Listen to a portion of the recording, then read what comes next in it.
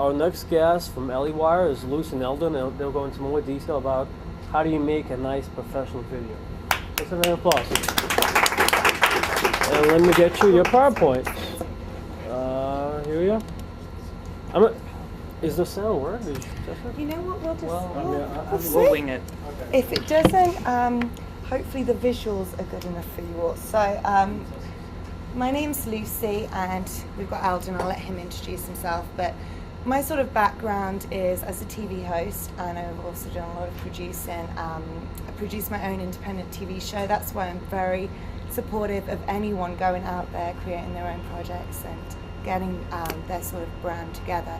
So Wire is a video-centered media outlet, and we showcase and highlight entrepreneurs, startup companies. So we're constantly trying to tell stories, get their message across, and do it in the best way possible. Alden, would you like to share your stories? My name's Alden. I'm the head of production at Wire, so I manage the videography team. We're shooting and editing all week long and producing content. I'm a documentary filmmaker. I've done 4 crowdfunding campaigns. The last 2 were on Kickstarter. One of them for a documentary that raised $21,000, and the other one is still live. We just reached our goal last night of $58,000, and we still have 12 days to go. And I did the videos for both of those campaigns and also strategized both of those campaigns. So has anyone actually gone about starting a video yet for the, I know that some of you had mentioned kind of, what are some of the challenges that you're coming up against? Don't all speak at once. I guess I could sort of, we just went through the concept phase of the video. Mm-hmm. We wanted to do something with whiteboard animation. Okay. I think that would be B-roll, where we kind of cut away to this whiteboard animation as the person talks. And our biggest challenge is sort of figuring out how to get people psychologically going through this phase where we end up at a point where we have to really like, okay, we want to put some money in there where we can get Right. involved. And I think that goes off what Brian had mentioned, is that this is the way that you can really engage with your audience. It's not the answer to your campaign, but it is a vital part of the equation. And video is something that we all use to communicate, and it's great for content marketing. So how to create an engaging crowdfunding video. So we'll get past that boring stuff. All right, let's go on to, it's an opportunity to set yourself apart. Yeah, so I would say that at least my personal motto whenever I'm trying to produce any kind of content, especially for something like this, is start with nobody cares, and so how do I make them care? Which is, it's a little bit of an ego, like hit on your ego, but it's the truth. It's like nobody cares about what your piece of tech is or what your company is. So start there and kind of build up. And what can you do in your video to, in just a couple minutes, make somebody want to give money, hit your wallet, like you were saying. And I think that that's also goes to this kind of like fraud aspect that Alex had mentioned in the beginning, is that this is an opportunity for you to share who you are, not just your company, not just what you're producing, but you as a person. And it kind of alleviates that risk that somebody might feel if they're making this donation. So if they see you talking on camera and get a sense of who you are, what you can do through this video, they're much more likely then to give you money in your campaign. And I think that's important to remember, even if you're not a professional in front of the camera, or even if you're not a professional behind the camera, if you're passionate about what you're doing, that will come across, but you do have to make that video meaningful. So I think this was mentioned earlier by Alex, success rates are 50%, those projects with video, and then those without 30%. It doesn't have to be perfect, it really doesn't. I mean, we're lucky because we know about video and how to produce it, but there are so many videos out there that have been made on less expensive equipment, but it's successful because that message is getting across. Mm-hmm. And you can even think about like the viral videos that'll go around on the internet, something really emotional, but sometimes these things are nothing but montages of photos and words. Not saying that that's what your campaign video should be, but it does go to show that like the authenticity that you have and what you're actually trying to convey does push through the actual quality. Even if you look at like a commercial film versus an independent film, you can kind of, there's this like quality barrier obviously, but the stories and stuff, and your story is what's going to kind of push through anything else. All right. Video is only part of the crowdfunding, which I mentioned earlier. Okay, now let's watch if we have sound. So I'm going to see. So Flint and Tinder, they did this crowdfunding video. Let me see if we can play it first. All right. And let me hope that there's sound as well. We'll watch it and then we'll go through. Okay, no sound.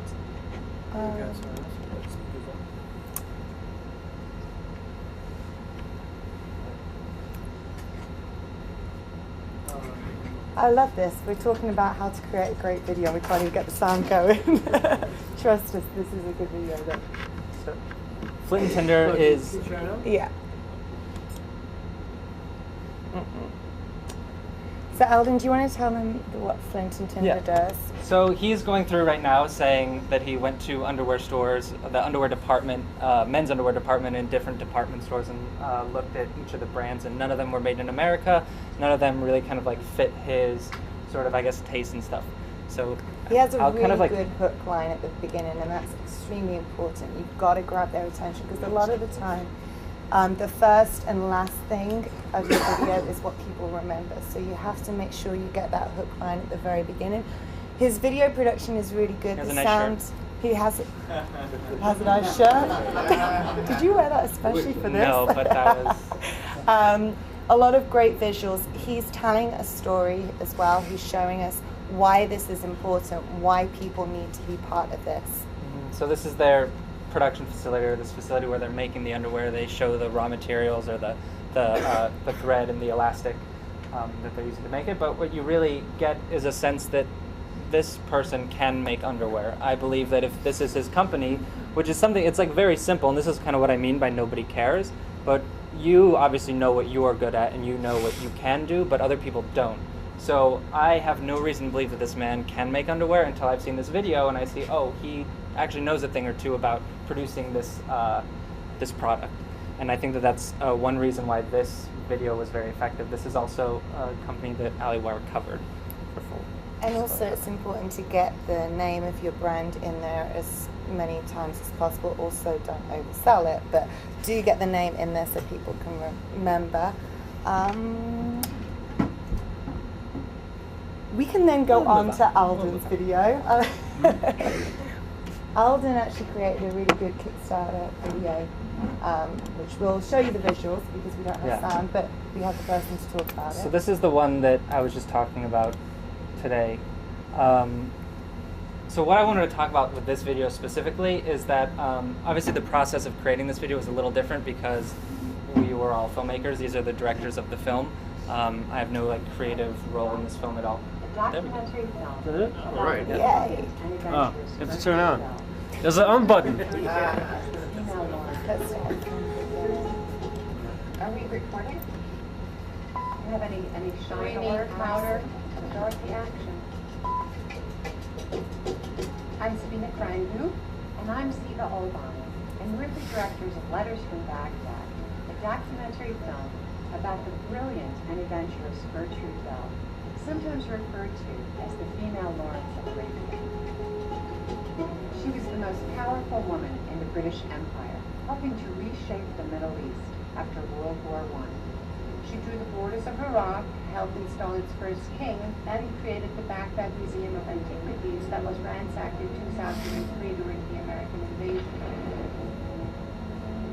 Because she was fluent in Arabic and had traveled extensively into the uncharted Arabian desert, but another side, her personal life was full of tragedy and losses, the words to life. So 2 years ago, we decided to look for footage in archives around the world, and what we discovered blew us away. So you get the idea, and we'll actually go back very quickly and show you the first video. But there's a couple things that I wanted to talk about with this, especially when you're thinking about producing your own video for a Kickstarter. So one is just the story in general. They're talking about not only the story of the film and Gertrude Bell, who the film's about, but their story and how they came to this place where they're making this documentary. And that's kind of one thing that gets people engaged. And also with the film specifically, we don't necessarily have the entire thing done. That's the reason for the Kickstarter in general. But that kind of like adds to this dynamic, so you don't have to show scenes from your film or talk plot point by plot point, or all the nitty-gritty details of your company or product or whatever you're making. You can talk more about your own personal story and why you're there and why you're the person to make this film, build this product, et cetera, et cetera. But also, so like the planning of this. We were planning this months ago. Our script, the script that they spoke, they said, I think went through probably like 7 to 10 revisions over the space of a few weeks. We shot this video 3 times. Each time that we shot it and edited it, we created a new script, and then the final version went between myself, the editor, and back to myself for like 5 different cuts. And why I say that is that these things take a lot of time, especially video content. You can write up your campaign thing, which will also take a lot of time, but really planning ahead to make sure that this is kind of part of your schedule as you're launching. I think somebody else is going to be talking about the strategies of your campaign, and might mention too about how much work goes into before you launch, and this is definitely one of those things that's going to take up a lot of your time. Also, that there's no real formula for these videos. There's like a handful of things that you should definitely have, but the actual style, the content of it, and the kind of visual techniques that you use to tell your story, there's no formula. Ziva, one of the directors, kept asking, what does everybody do in their campaign? Well, does everybody else do this? For every like idea of like the outtakes in the beginning, does everybody else do outtakes in the beginning? And there's no answer. So that's both freeing and also a little intimidating, especially if you don't know, if you're not a video person. Who here has like zero idea of how to produce a video, or doesn't know where to start at all? Who to contact? So that might be very scary for you folks, because what is it like? You kind of want this basic template that you can start from, and that's it's really open to whatever you want to do. And the Flint and Tinder video is another good example, because it was done a few years ago, and just seeing the kind of change from how people make their videos then to now, it's becoming a little bit more formulaic. This video, I think, is a little bit more of a formula than the one before.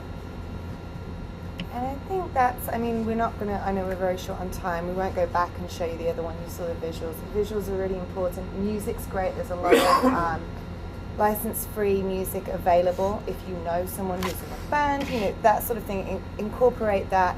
Graphics, music, sound is very important, because if you can't hear someone correctly, they're going to turn off. We know, we all do it on YouTube. If something's mumbling, you can't see it very well, or hear it very well. And then get your name in at the beginning, at the end, tell a story, get your message across, and make sure that the audience connect with you. Anything? No? Are we going back to the slideshow? Oh no, I think we're going to sit Okay. down. All right. All right. That's it. Is there anything else that you want to show a slideshow? Well, the last thing too is that, like, so you have a couple of options if you don't know where to start with your video. You can either hire like a creative agency or some sort of like group. Alleywire happens to have a creative services wing where we do video production commercially, but you can also find a freelancer. So you can go on Mandy.com or Craigslist or something and try to find somebody who can shoot and edit your video yourself.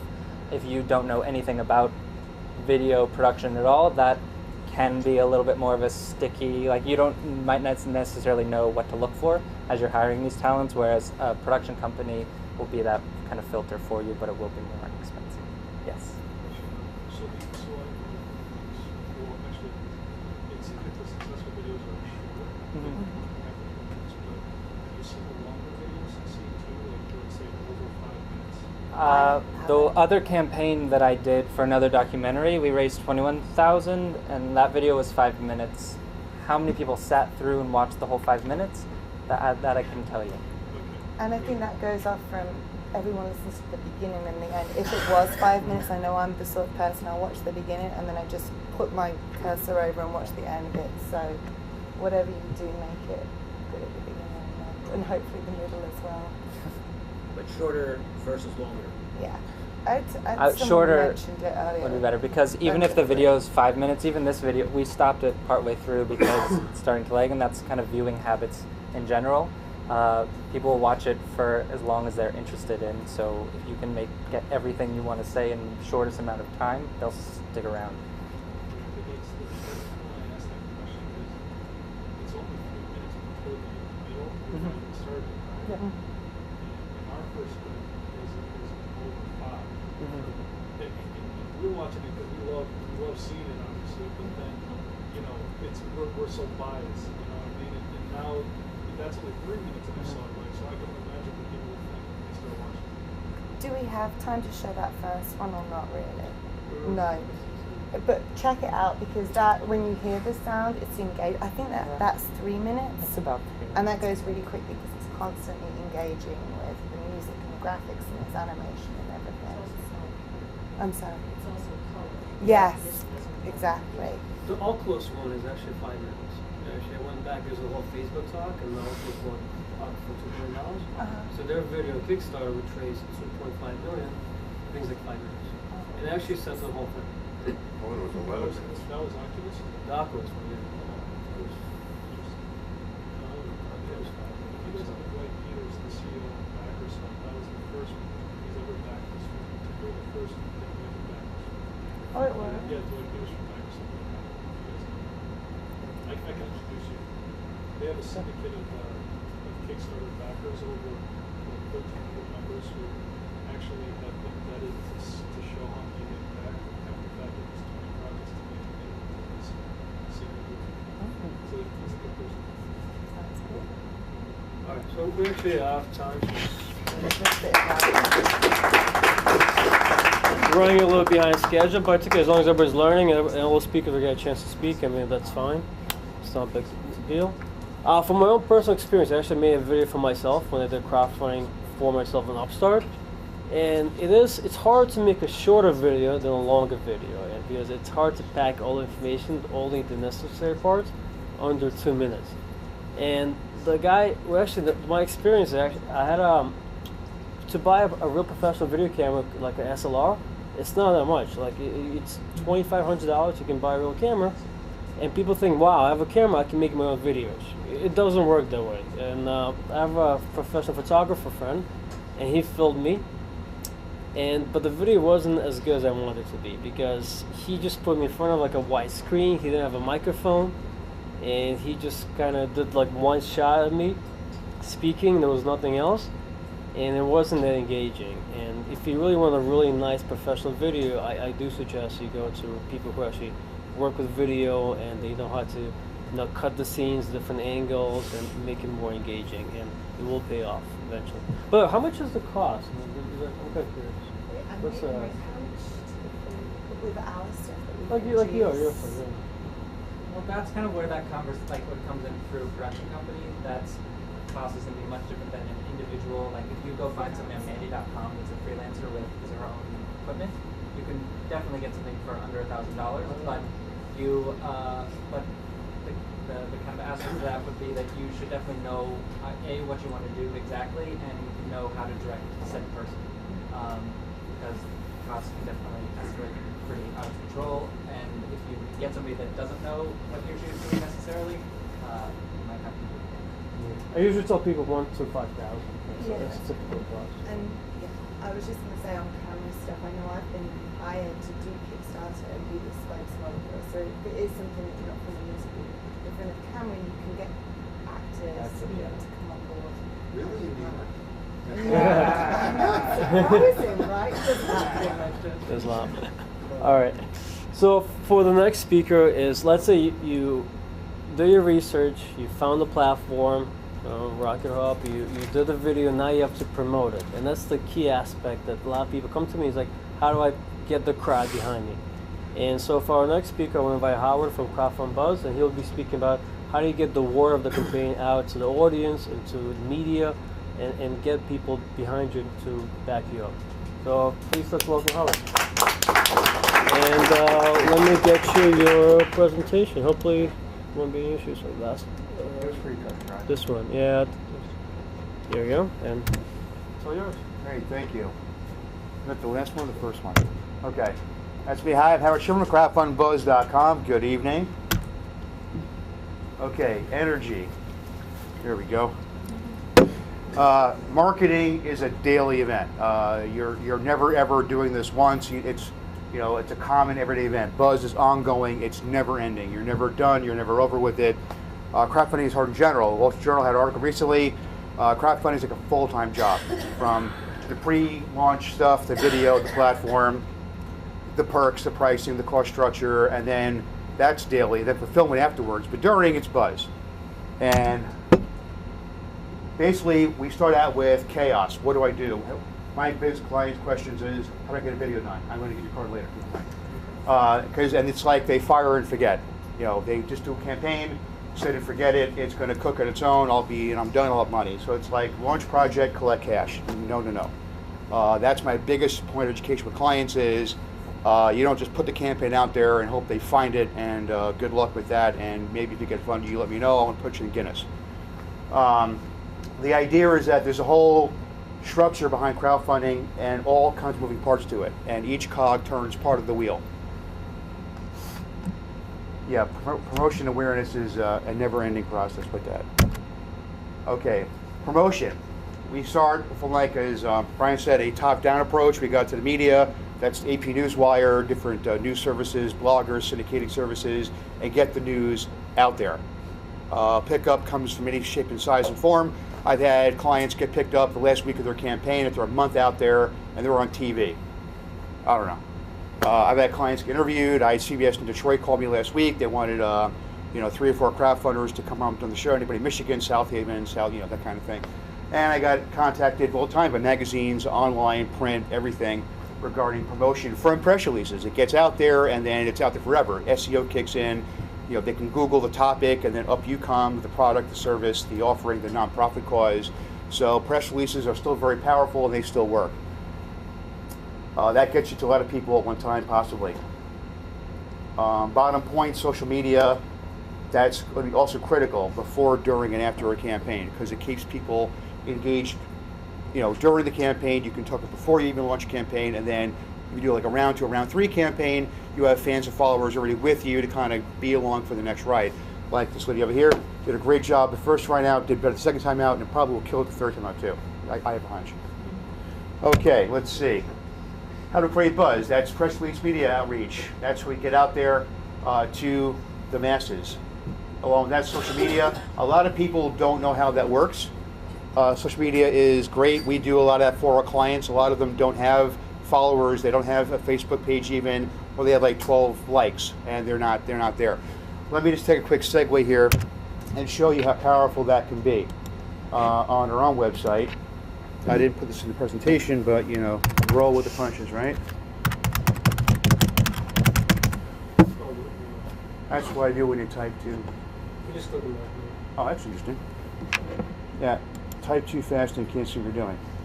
That's a good formula.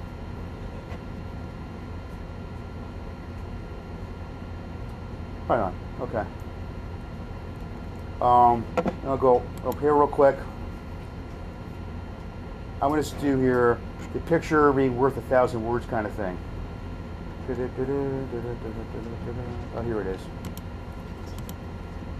I'm here to plug the blog, but it is a great blog.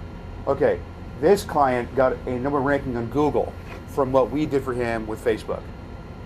We got him beat it out. I'm sorry.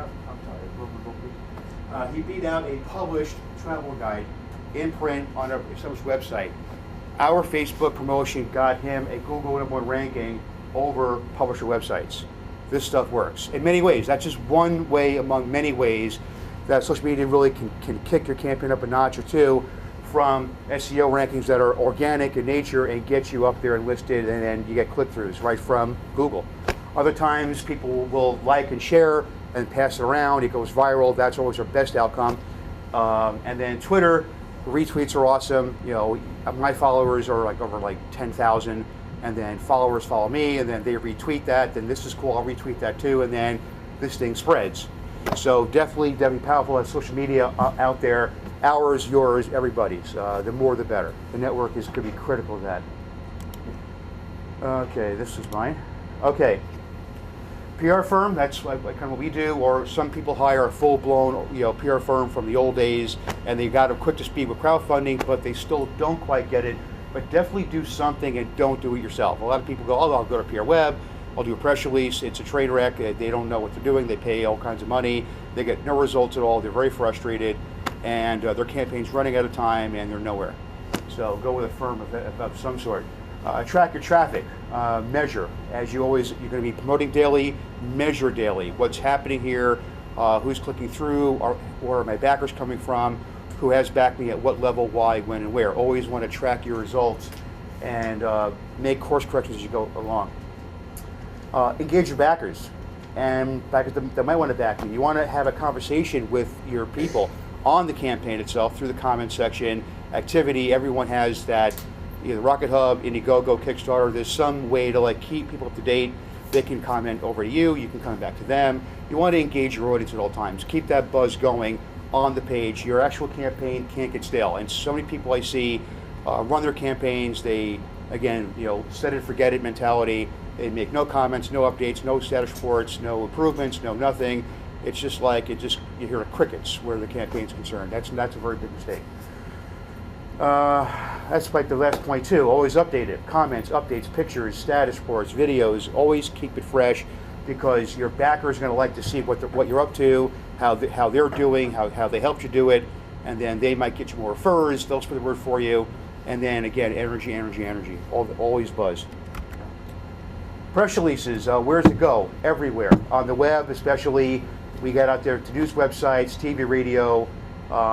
Syndication, where it goes to RSS feeds, even like bigger blogs pick up press releases too, and even bloggers individually will subscribe to these feeds and pick up new news and blog about it. That's how they always make up new content. They're not sitting in Starbucks thinking of a new idea, they're getting 1,000 a day in their inbox. It's pretty amazing. So it's out there for the masses. Yeah, the news does spread fast. So hype and buzz, always ongoing. Social media, cover that. Email lists, 4,000 people emailed, is that right? Right. That's a great starting point. If you're like in pre-launch mode, I think a lot of you are. You're going to launch, you haven't launched yet.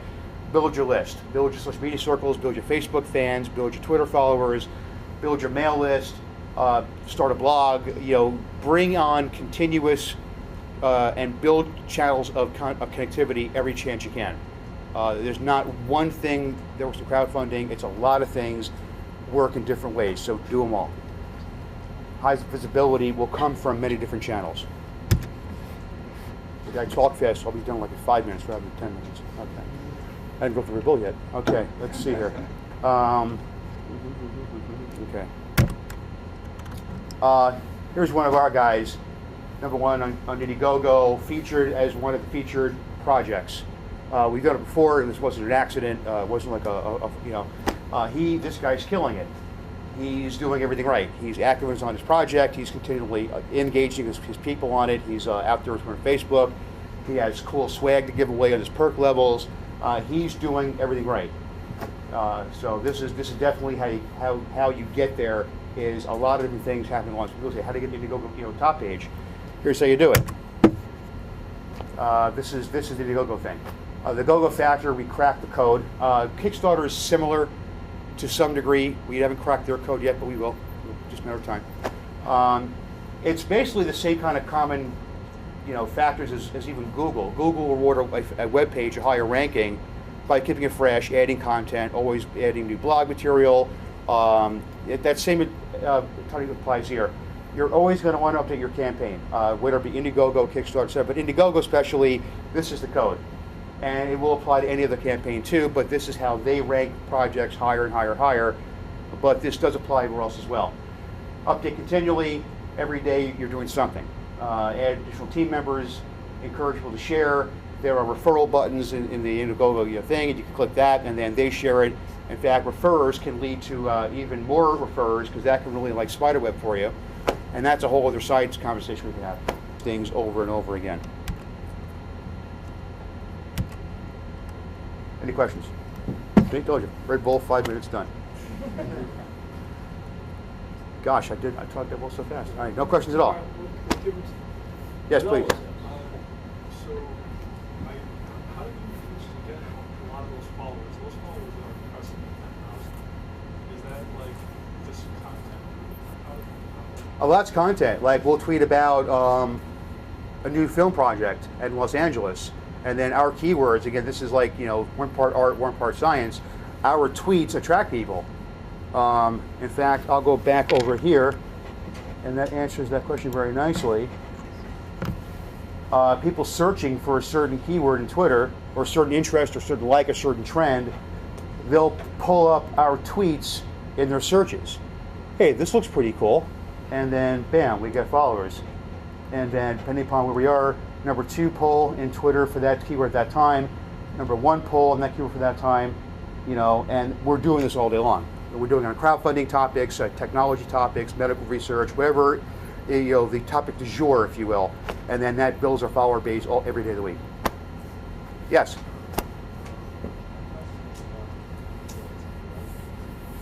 Oh, yeah.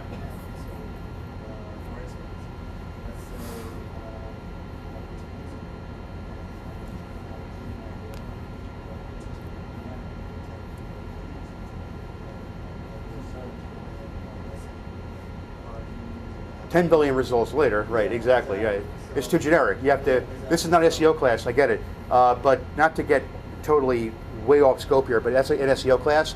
Basically, the long story short is fine tune keys. Tune piano keys. Play the ivories. You want to pick keywords out that are relevant to what you're doing. That's true of websites, campaigns, Indiegogo, Twitter. Even to agree Facebook, because look, Facebook, our keywords got a Google 1 ranking through Facebook, which is pretty awesome. Keywords are like a whole other science by itself. That people give classes for weeks and boot camps on keyword research. Wait, that reminds me back to say, I want to add what the video. Same thing with your buzz. If you have a long, boring headline on your campaign, you're going to lose people. Your video should be short and sweet, equally true your headline to engage people. Very, very fast example of that. All right, we'll go up one here. And I'll take a question next. I'm not ignoring you. One fast second. Yeah. All right, while we're waiting, what's your question? Yes.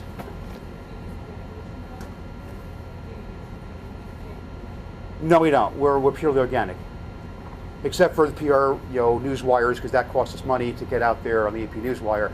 Other than the paid placement for the press release, because all the better ones are cost money. No, everything we do on social media is all organic.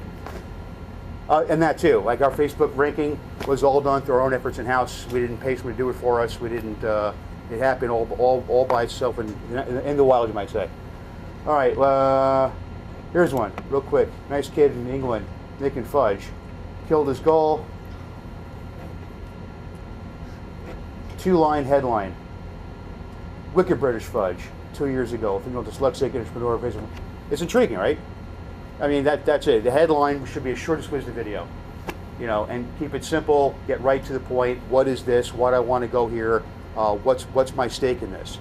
And that builds buzz too, because they like the campaign. They'll think it's cool. They'll want to go ahead and share it with somebody else. You always want to get that wow factor in play. Anybody else with a question? Wow, Twitter, Facebook, social media, headlines, factor. Okay, neat. Okay, cool. Well, we're going to have a Q&A in there. Okay, cool. Well, that was it. Thank you. Back to Red Bull. Thank you. Thanks, Howard. Thank you very much. Pleasure. Thank you. Wicked British fudge. Sounds kind of interesting. Wicked British fudge. From my own personal experience, actually, with PR, I did twice. I have for my monthly event, I did a press release with Manolos actually, and it worked really well. And we actually had reporters call us and get us involved and really get interested about the event. And I did one actually last week. I did a press release for this event, and it actually didn't work out that well as well. So I don't know. I'm not person, but yeah, it's like I don't know. It's a little on and off. I mean, it could work, could not work, but it doesn't hurt, I guess. But they're just my own experience. Maybe people stop liking Maybe I don't know. Maybe. But it's just from my own experience. Question for me? Oh. We use MarketWire. That's what the guy suggested. He said it's better than PR Web and PR News. It is pricey to use, but I thought, hey, if it gets the media behind it, if it brings people, reporters to it, then it's worth it. But I only had a few people interested after, using it, and it really wasn't useful to promote the event.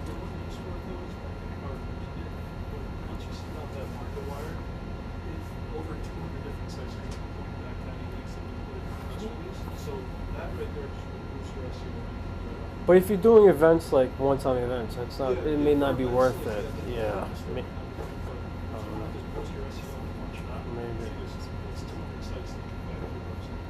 Unless Google, wakes up to it and changes their algorithms. Yeah.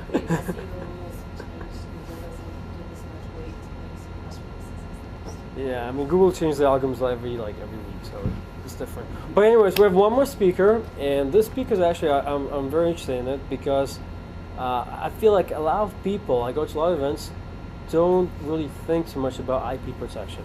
And when I put this class together, I really wanted to get somebody to speak about IP protection for crowdfunding, because you really get your project exposed and it's open to the whole world. And I actually reached out to a lot of lawyers, but for some reason a lot of lawyers are only interested in equity crowdfunding.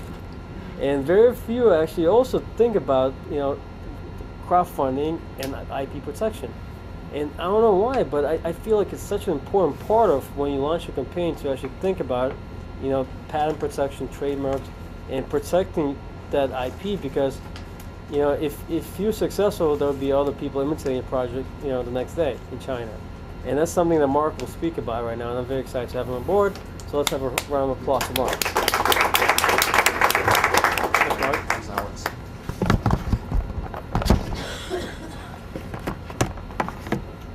I'm a little more old-fashioned than the Red Bull.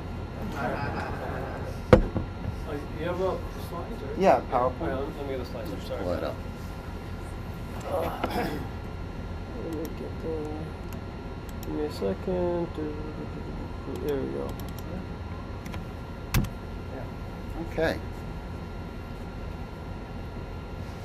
Crowdfunding is kind of exciting, don't you think? You have an idea, you create a program, you lay it out for the world, the crowd comes to you, they surround you with money, support, positive feedback. The scary part is, not everybody in the crowd is there to help you out. There are people whose business is copying successful crowdfunding projects. And that's what we're going to talk about today.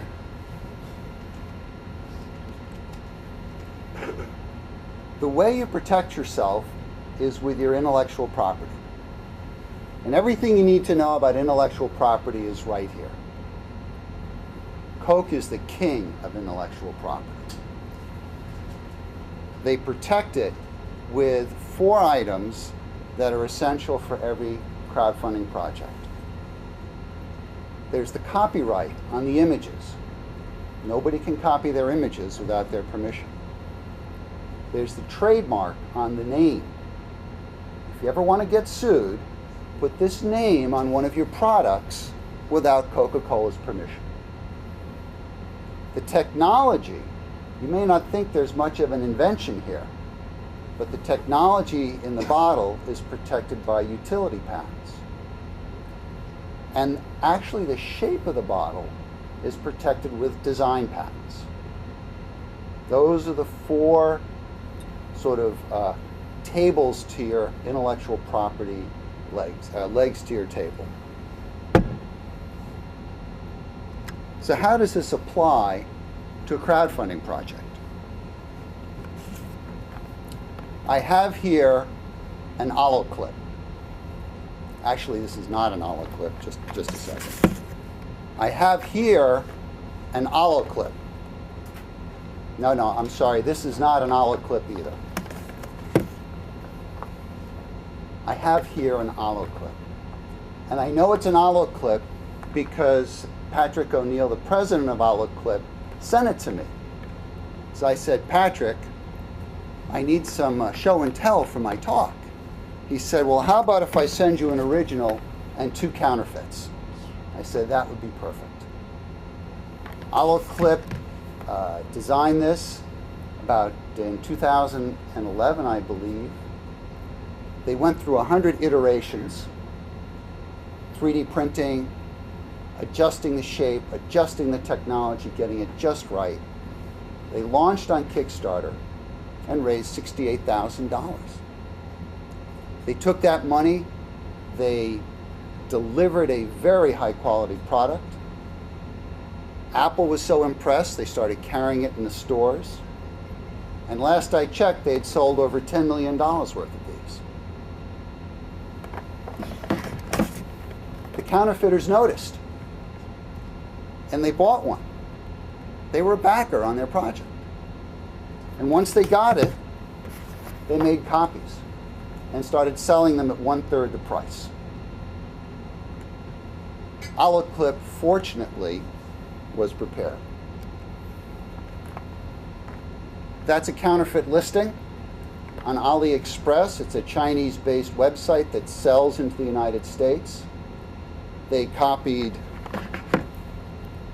the trademark name, the images, the packaging. They took the visuals right off the Kickstarter campaign. Okay? When I was showing this before, I showed it to Alicia. I said, Alicia, can you pick out the counterfeit? She saw it right away. She's a photographer. She said, these two are crap. That's a nice product. And that's what happens is when people start buying the crap and they think it's yours, they start one-starring you on Amazon and destroy your reputation. Now, fortunately, Holoclip was prepared. All right? We mentioned the 4 legs to the table. They had registered the copyright on their images. They registered the trademark on their name, which, by the way, is an outstanding trademark.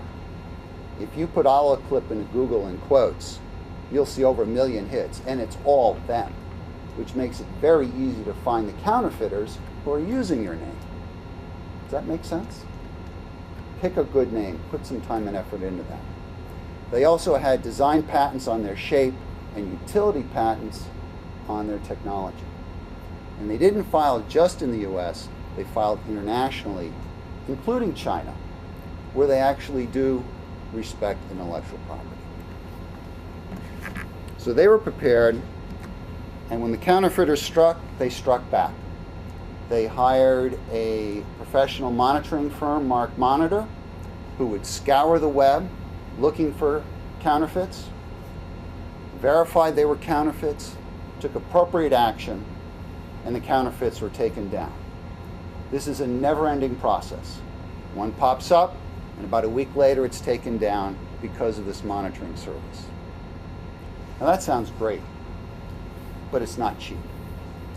And as Patrick explained to me, I don't know how the average Kickstarter project could afford what I'm doing. The monitoring alone is about $15,000 a year.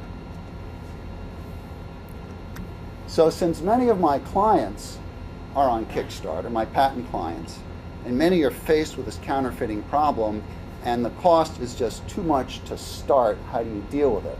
But we've been working with this, and we think we've developed some methodologies where you can actually do it yourself.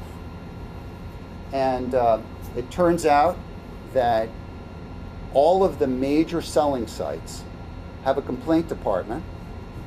And so if you find a counterfeit listing and you verify it's a counterfeit, you can register a complaint, provide evidence that you own the intellectual property, and they'll take them down. There's a little bit more to it than that. And I just wanted to conclude by saying we are trying to put together a training program so that anybody out there with a crowdfunding project can go to, say, Skillshare, where we would have this up, and you would learn how to do this with all the resources necessary. How about that? Intellectual property in 10 minutes or less. Does anybody have any questions? I have one. Yes, go ahead. Here's my favorite. Go ahead. Hey, I want you to promote my campaign on Kickstarter. Right. And then, hey, should we Indiegogo too? The answer is no. A lot of them now, they're knocking off the actual campaign, That's right. running I've a seen mirror that. campaign Yep. on the other platform in concert, and then that just waters it all down. I'm promoting now 2 campaigns practically because they're doing a search for whatever, and except for the link in the press release or the actual media outreach, the backer gets confused. Which one am I backing in that? I mean, did they stop that too? Did Indiegogo report them? Or vice As a versa, matter of fact, Kickstarter? they're not one of my clients, but I do know a project they had it up on Kickstarter, and someone else copied their campaign up on Indiegogo. Yep. And so they had to go over to Indiegogo and they pulled it down. You have to be vigilant. Yes. What stage do you see potential?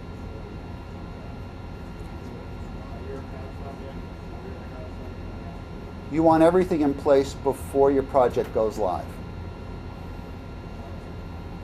Because they're watching. You know, I've seen projects show up on Taobao in China before the crowdfunding campaign is over. That's how fast they are. So you need to be ready to move. Sure.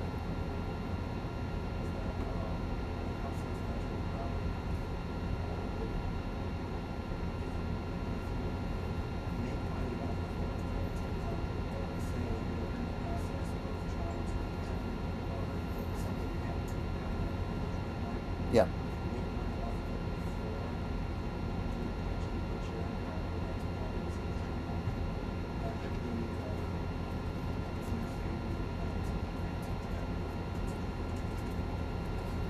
Right. I think what you're talking about is something called a bar date.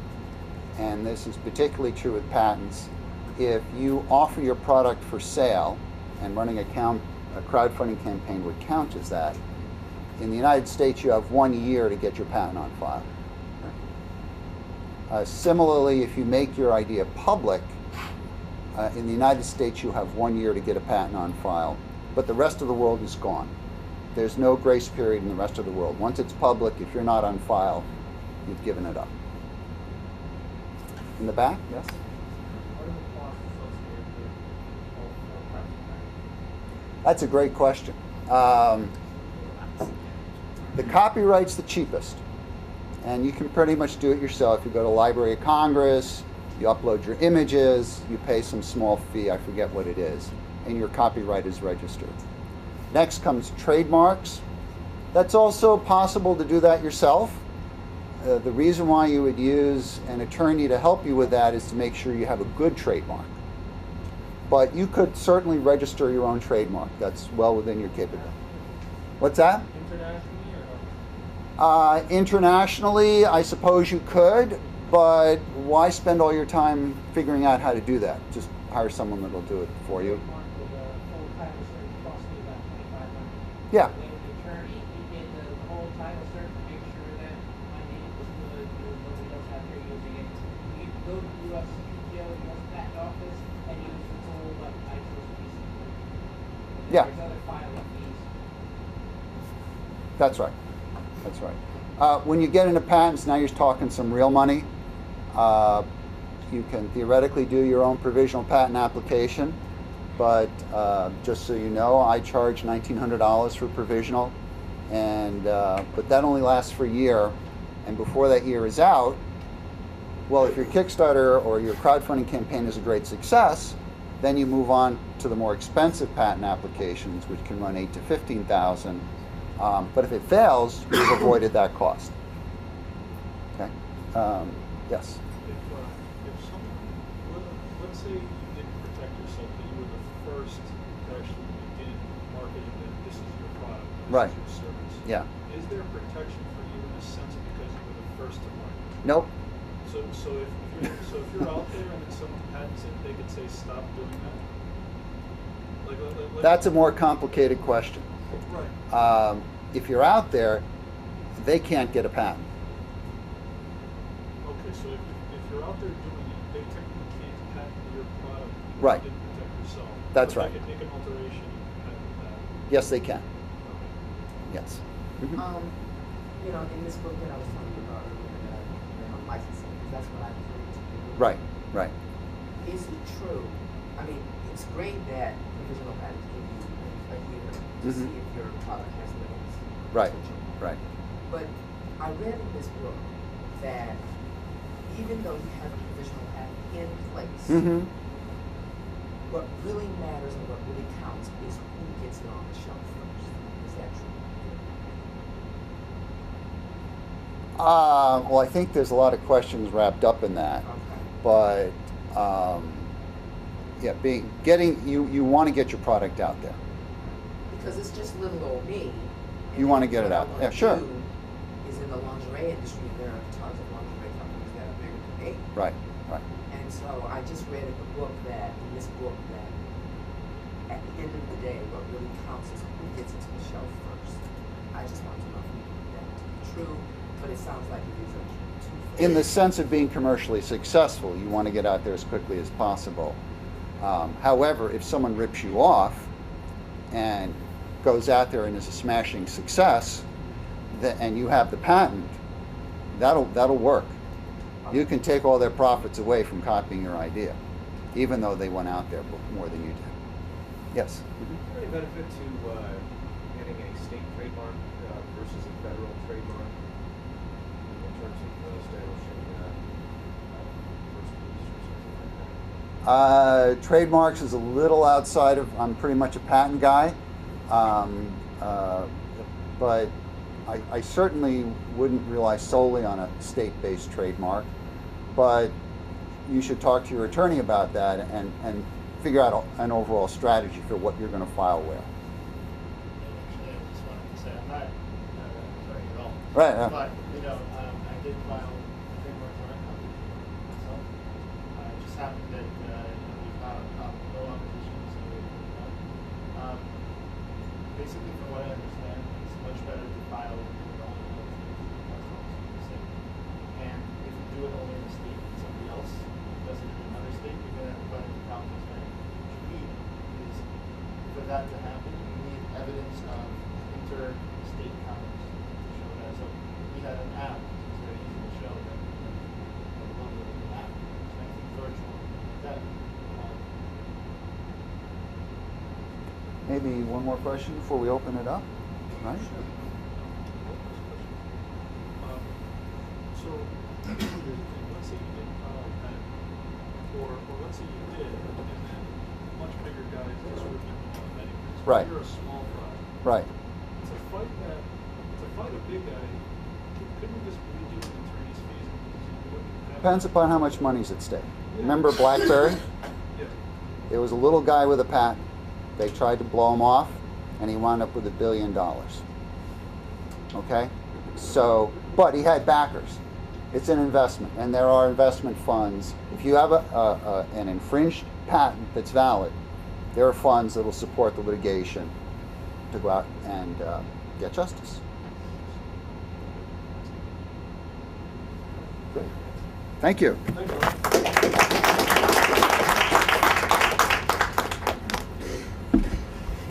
It's interesting to see how many questions are for IP lawyer, which I've never, at all the classes I've been to, there's very few lawyers that they promote, I don't know, it's not really a good topic to talk about, I don't know why. But I think it's very important when you do crowdfunding. It should be. Everybody should be learning this thing. So, first of all, I want to thank all the speakers who spoke. Let's get a hand of applause for them. I hope all of you, learned something today, especially the whole overview of crowdfunding from A to Z, kind of how to start the research, how to pick the platform, launch a campaign, build a video, promote it, IP protection. So all kind of necessary parts. This is the first class that I put together, but if you have any specific questions to me of any future classes or anything you want to learn, you can speak to me directly. I do other events as well in the city. Now we have to be out by 9 o'clock, so it's about 35 minutes. Actually, this venue is at this place, they only give us to 9 o'clock. So I want to right now open up for any questions that you have for the audience that you didn't have a chance to speak before. Or if we have no more questions, you can actually maybe talk to them directly afterwards if you have very specific ones. But if you have any specific generic questions, you can ask. Yeah, I have one question. it's for everyone and specifically for Alicia, correct? Yes. Yeah. Cause Oh, let me get the 'cause slide. You're the only person on board, only person here that has actually done a crowdfunding campaign, and you're coming from that perspective. But now that I've listened a little bit through and I've seen this presentation, it seems that there are some professionals that can assist you in your campaigns, but there are costs that you will incur. If you're using the marketing, video, intellectual property, there are costs that you will incur before you even start. But the whole point of the campaign is to raise money. You might not have money to do some of these things, right? So from your perspective and from everybody else's perspective, how would you go about that if you had to do it all over again? I mean, you already have an established base, but if you had to do it all over again and you could utilize some of these services that we've seen here today, how would you have gone about it in terms of getting that initial funding to go ahead and then try to get some bigger funding utilizing crowdfunding?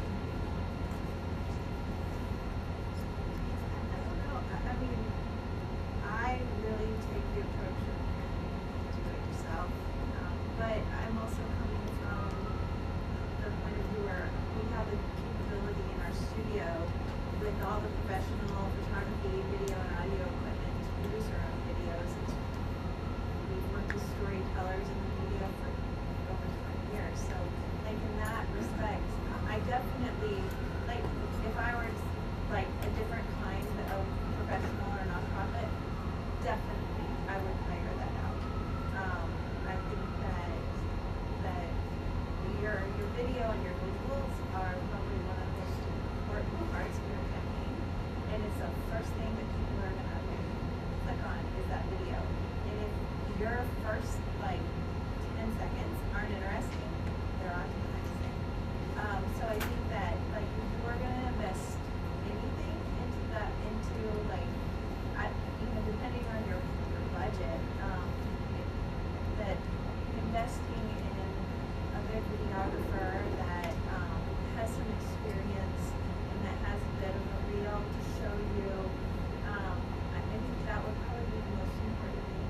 The rest of it, I mean, was really for us, like there's no like clear cost because we don't have the product. Like we're raising money for kids in the city, but it's all time. And as a nonprofit, I'm also able to find volunteer help. So, maybe that would be the other thing that I would go for is to hire somebody to just take care of the because it is time consuming. And there is, what I've learned through doing it 2 years in a row is that I'm starting to plan right now for our July campaign. And I kind of know exactly what I'm going to do, but there's still, like, we're going to start shooting the video so that, because, with the video for us, like, we're shooting live themes, like, we're shooting a workshop in high school on the Lower East Side, so we're going to go in and we're going to shoot what the kids are doing now because they need to done it. And then we'll start, telling our story and piecing it all together. So that video part is actually in the past 2 years what has held up our campaign from launching when we wanted it to. And my best advice would be to start as early as possible. Just how you're going to put your campaign together and what the story is that you want to tell. With us as a nonprofit, we always do money for everything, but with our Rocket Hook campaign, we think of what people really want to fund. And usually it has to do with the kids and like what is it that the kids are going to get out of it. And so the first campaign was to send our kids to summer camp at Syracuse University, and then the last campaign was to raise money for new cameras because the cameras that we had were 5 years old and they were just all messed up, and we didn't have enough cameras for all the kids, so we were able to buy cameras for all of our kids. And so we kept it very specific, very tangible.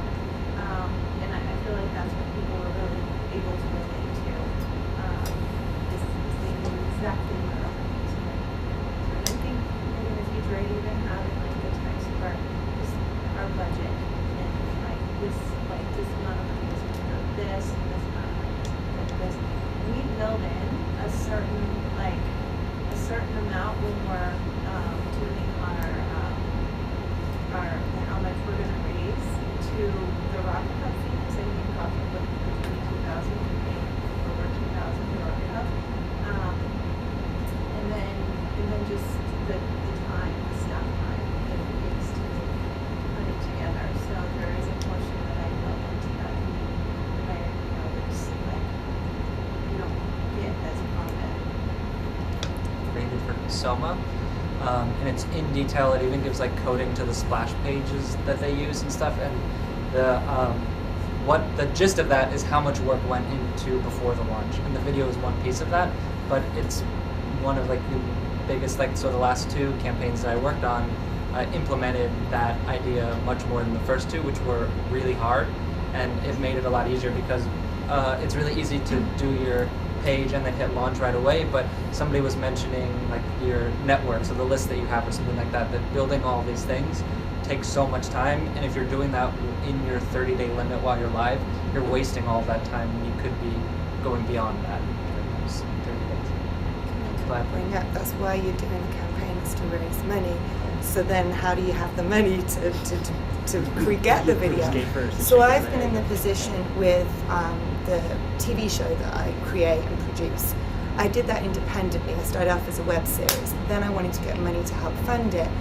I heard stuff about crowdfunding. This was before I started with Alleywire. I didn't really know how do I go about it. I don't want to waste time. We also had to get a second season. I don't know if this is the right answer to give you, but how I went about it was I got a few sponsors. So I targeted my focus on a few sponsors just to help with the production, so we can put some projects out there so people see what we're doing. Then you can invest in, with that money, then you could go and say, okay, now let me put the money into whatever it may be, the marketing or the video, to make sure that my campaign's successful. So that could be one sort of way around it.